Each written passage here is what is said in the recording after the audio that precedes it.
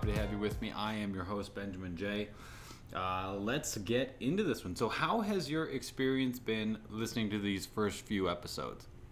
I would absolutely love to hear from you. You can email me at ben@thehairloftltd.com.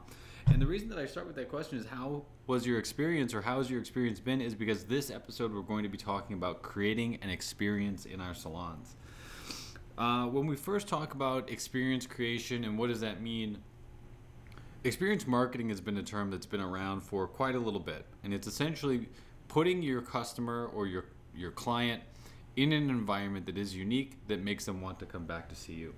So when we think about, is it even important for us to create an experience? I think that it really is. If we look around our neighborhoods, our towns, our cities, a haircut alone as just a standalone service is a commodity. Now, some people will disagree with that. Some people will definitely agree with it. The reason that I say just as a service, I'm not talking about the quality of the haircut or the price of a haircut. Just a haircut alone, we can get it anywhere. And we can get it up and down that price scale. You can get them for free. You can get them for $1,200. But the ability to get one is a commodity. If we were to think about a cup of coffee, and if we went through the history of coffee, I think that coffee gives us a great analogy to look at for understanding what is an experience. So coffee comes from coffee beans. And at some point, way back when, that was the only way for you to get coffee, was you had to get your beans, you had to grind them, you had to brew them, and then you could enjoy your beverage.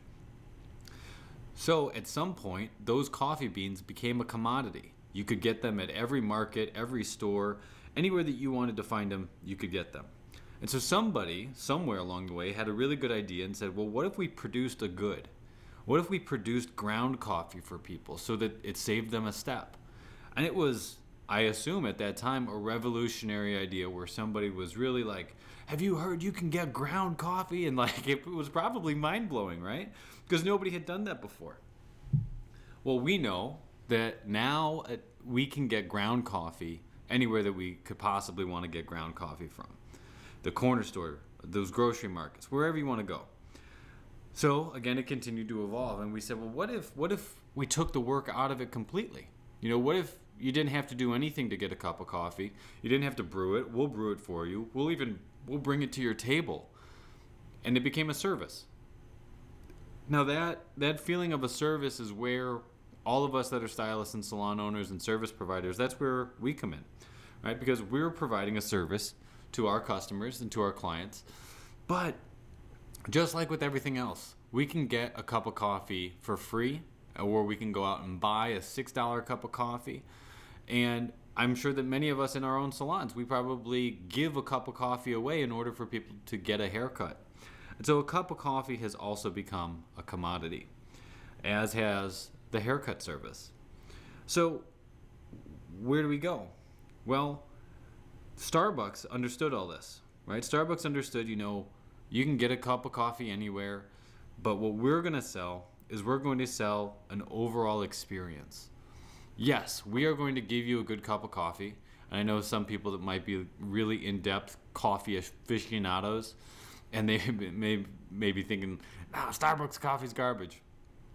But for the vast majority of the world, Starbucks coffee is really, really good. And so they focused on giving a great cup of coffee, but delivering an outstanding and different experience. So think about Starbucks for a little bit. How do you order there? You don't order a small, a medium, and a large. You've got a tall, a venti, right? They changed the name of the sizes so that it didn't feel like you were going to these other places.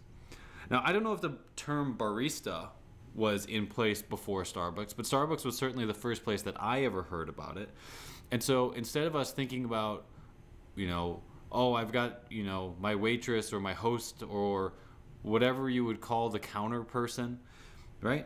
They found a way to change the way that we talked about the people serving the cup of coffee. Even in Starbucks, they changed it. It wasn't about fast food. It wasn't about get you in, get you out. They gave you free Wi-Fi. They wanted you to stay and hang out because they also understood the longer that you stayed at Starbucks, most likely the more that you were going to spend at Starbucks. They gave you really comfortable seating. It was a place where you wanted to lounge and work and possibly even have a business meeting and meet at Starbucks. And they really engaged your senses. You know, what you see, the place is well designed. What you hear, they've got fabulous music playing. What you taste in the coffee and the food is fantastic. It smells good. And of course, what you touch and the finishes on everything also are a premium experience in it. So that's what we can kind of look at as an analogy for our salons is how can we create our experience? Now, I'm not saying duplicate Starbucks, but understand those things. How do you engage the senses in your salon? I'm going to tell you one of my best experiences that I've ever had. I was going out to San Diego to take a cutting class with DJ Muldoon at his salon, The Factory. I highly recommend it because he is, of course, one of the best and one of my favorite educators that I've ever gotten to work with. And so when I was going out there, I asked DJ, I said, you know, where should I stay? And he said, you know, the Andaz Hotel is pretty close to the salon. It's the best in the city. So, of course, I think like many of us, when your friend recommends you to do something, you sort of jump at it and you're like, all right, man, if that's what you say is the best, first time coming out to San Diego, that's what I'm going to do. And he was so on point. I absolutely loved the experience that I had at Andaz. So most of you guys may be like me, where when I go to a hotel, as soon as I walk in, the very first thing that I want to do is like do my visual scan of the lobby. I find the front desk, and as I'm walking across that long, quote-unquote, luxurious hotel lobby, I always then pull my phone out and stare directly at the screen because I don't want to make awkward eye contact with whoever is at the front desk while I'm walking across. So one of the things that I first immediately noticed when I went to Andaz was that I was greeted at the door. There was no awkward trying to find where the front desk was. I walked in, I was carrying my luggage, and the gentleman greeted me at the door and he said, "Sir, are you checking in?" And I said, "Yes, I am." He said, "Great, why don't you follow me over here to the front desk?" So immediately, I haven't even like practically gotten 2 steps into the hotel, and I've already changed the experience of checking in. And so immediately I was like, this is different. Okay, what's going on here? So we walk over to the front desk, and he says, "What's the name on the reservation?" And I said, "The last name is Johnson." He says, "Great, Mr. Johnson, before I get you checked in, can I get you a glass of wine?" And he points to these wine bottles that were sort of sitting at the end of the counter. And I was like, oh my gosh, like this is amazing. So he starts the check-in process. It gets a little, I guess I would say standard, right? Information, starts to print out the room keys. But before I go, he hands me this envelope. And on the envelope, it says Benjamin Johnson, handwritten. And so we sort of finish up. And at this point, the process at most hotels is that, you know, I've always been told, you know, the elevators are around the corner. You know, if you get to the vending machines, you've gone too far. Something along those lines, where it's like, all right, I did my job. You're on your own. Hope you have a good stay. But at this point, we're finishing up, and the gentleman walks me over to the elevator. He calls the button for me. He gives me his personal business card. And he says, "Mr. Johnson, my name is Scott. While you're staying with us, if you need anything, if you'd like to go to the nightclub or our restaurant and you need a reservation, please contact me and let me know. I want to make your stay the best that it can be." And I was like, all right, cool, Scott. Like, I really appreciate that. And this is actually really important. The way that he treated me has stuck with me. I've met a lot of people checking into hotels over the years, and I don't remember anybody's name. But I remember Scott's name because of the impact and the experience that he gave me simply by checking in. So I go up to my room, and the room is beautiful, right? Well designed. It's got a beautiful layout, clean. Everything looks fantastic. But you know, the thing that I was most excited about was my envelope. It had my name on it. And so quick, I put my stuff down. I grab the envelope. I open it, and it wasn't a enjoy $10 off of steak at our restaurant, or here's $5 in the gift shop. It wasn't a discount. It was just simply a handwritten note that said, again, "Benjamin, while you're staying with us at Andaz, we want to make your stay the absolute best that it can be. Please don't hesitate to ask for anything. We want to make your stay the best that it can be. And it just really hit home with me. Now, this has been a few years since I went to this hotel. And I used this story many times when I would go and give classes on creating an experience. And now we're talking about it here on the podcast. And what is amazing to me is this concept that you don't know who you're servicing sometimes. And I think that it's a great example for us in the salon, especially today with social media, is that we have to deliver an amazing customer experience because you don't know who the person that you're servicing is. And so in my case, the way that Scott treated me on one visit has led to me recommending his service in the Andaz hotel chain to literally thousands of people through classes, through talking to clients in the salon, through this podcast. And so same thing for us in the salon. You don't know, maybe the guest that's sitting in your chair, maybe she has a lifestyle blog, or maybe she owns a company and is going to be explaining it to all of her clients about how awesome your salon is. And so that's really important for us to keep in mind. But they made me feel at Andaz like they cared. And you know, every hotel that you ever go to, they always have a sign that says something along the lines of, you know, we want to make your stay the best as possible. But I've never really gone anywhere that I felt like the place meant it the same way that Andaz did it. So that's been my best experience. You know, and a lot of the lessons that I learned through the check-in process, through how they communicated, I've tried to incorporate and bring some of that into the salon.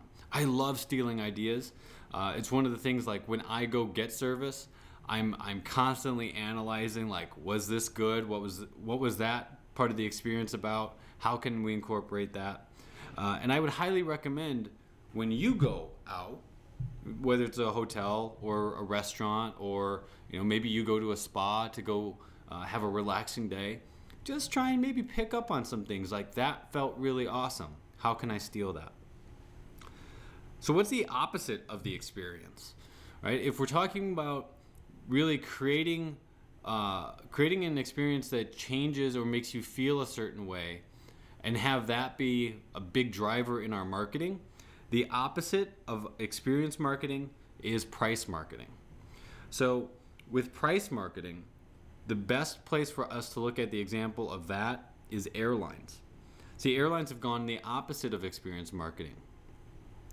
Way back in the day, right, when air travel, you know, first started to become commercialized and viable for people to do, it was such an amazing experience. It was luxury in the sky. It was, you got dressed up to go to the airport. There were lounges in the airport. Even on the plane, right, you had comfort features. They would give you blankets. They would serve you real meals. It wasn't, you know, microwave food or just peanuts. It was real food. There was even, I was doing some research, one airline had a piano player with a grand piano on the airplane, and he would play during the flight. Like, you were talking about airlines being the epitome of luxury and the way to travel. And then the industry as a whole became super price focused, because ultimately it doesn't really matter how nice the flight is. The plane is only going to go a certain speed. And so if we can strip all of that stuff out and cut the cost and just, you know, remain profitable, we'll get you there at the same time. So that's what happened. They became price focused instead of experience focused. And Southwest was a great example of that, where they were able to strip out all those creature comforts, right? No blankets, no food, no entertainment. We're literally going to take off on time, land on time, and we're going to flip this plane around and get it off to the next destination before the other ones have to reload and refill. And so that was how they were able to keep their price down. And so they were able to get into the market and capture some market share. But I also think that they captured the attention of a lot of people. And so then many other airlines started to follow suit. So for a long time, you saw a lot of places not offering any sort of extra incentives, and it created a race to the bottom. And I think that that's the problem that I see with a lot of struggling salons and stylists, is that I feel that the pricing plan, if you call it a plan, is, well, I'll come into the market. I'm going to price myself based off of, I don't want to be the most expensive. I'm going to, I don't know what I need to make, but I'm just going to price it at this point and try and get people in, and then we'll raise our price as we get busy. But the problem is that when you base it completely off of price, raising your prices becomes really hard. And so even today, Southwest is still, maybe they raise their prices a little bit, but they're usually known for being one of the more economical flights that you can get. And so in the salon, marketing ourselves based off our price is not the best way to go. Saying 20% off does not say that you're a great stylist. It simply says that you're cheap. And I don't think that that's typically the brand that we want to try to project, or the reputation that we want to project when building our clientele and our businesses. So continuing to look at airlines, what you're starting to see today is a lot of them trying to build back in those amenities and those creature comforts. Think about it. I mean, TSA pre-check.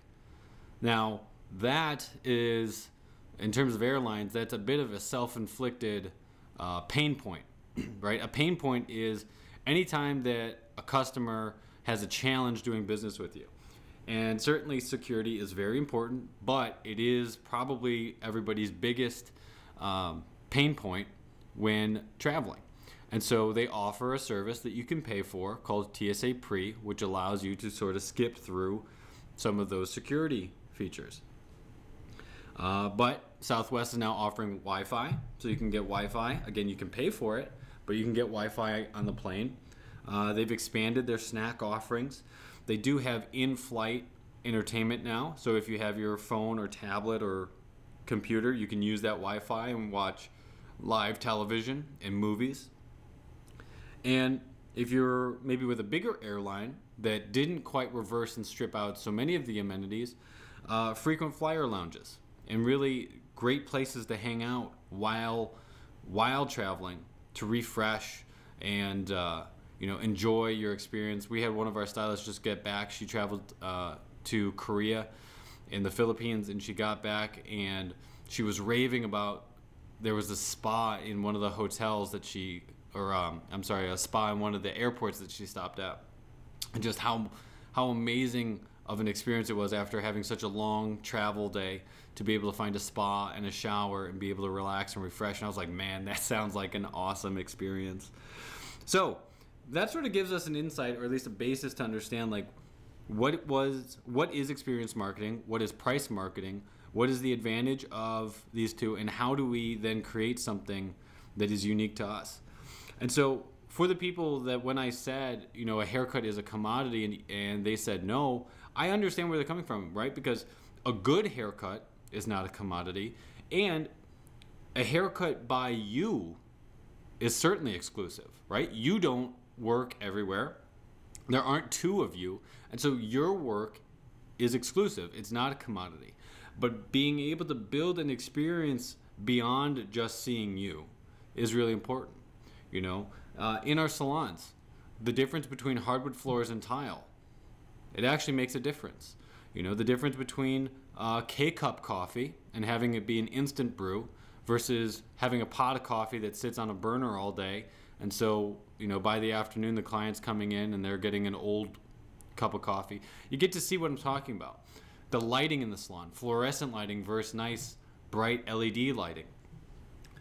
Having refreshments beyond coffee. Maybe you have coffee cake or donuts or candy, like something there to engage people's taste buds. You get what I'm saying? The more that we put into the experience, the more that we fine tune what does it feel like to come to our salon, and the difference that creates from how it feels to go to another salon is the experience that you are building. And we will get into other ways and things that go into creating that experience. But this was just a little intro. So I would love to hear from you. What is a place that you like to go to because you love the service experience? Why do you like it? What makes it so good? And how have you kind of incorporated some of the things that you've experienced there into your salon and into your business? We can always learn from other places that we enjoy and that inspire us. And so you can send that feedback to me at ben@thehairloftltd.com. But thank you for listening to this, episode 4. And please subscribe, share. You can find us on social. We are at FF Salon EDU on Instagram and youtube.com/FF Salon Education.